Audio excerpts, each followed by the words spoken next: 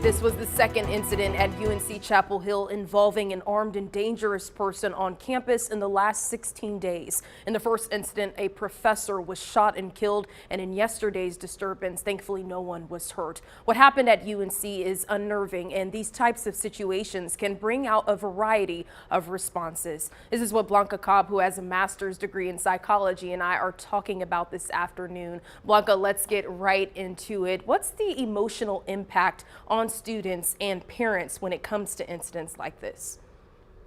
There is a range of emotions and a range of reactions when scary situations happen. We just have to be careful with coping that is on the extreme ends that can impact quality of life. For example, hypervigilance and desensitization. And how do you guard against desensitization?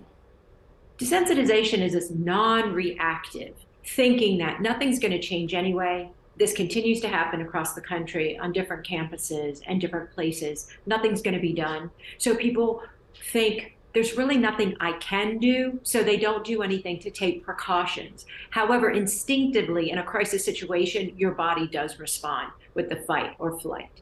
And I'm sorry, and you mentioned hypervigilance as well too. What can you do about that? Hypervigilance, this is where you're constantly worried, you're second guessing, should I leave, should I not, what's going to happen, what if I don't go, what if I stay home?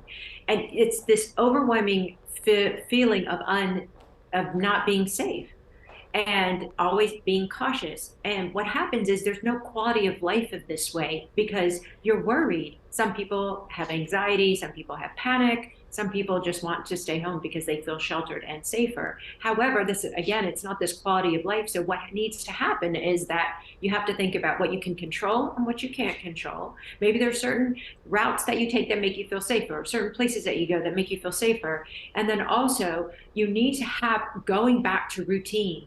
And the more you're going back to your routine, the more confidence you're going to have because the longer you're going to see that things are going to be okay. So it is great to be aware. Everyone should be aware. There's a difference when you're constantly fretting and you're looking around, just waiting for something to happen. Yeah, absolutely. Blanca, thank you so much. You can continue the conversation with Blanca on her Facebook page, Blanca Cobb, body language expert.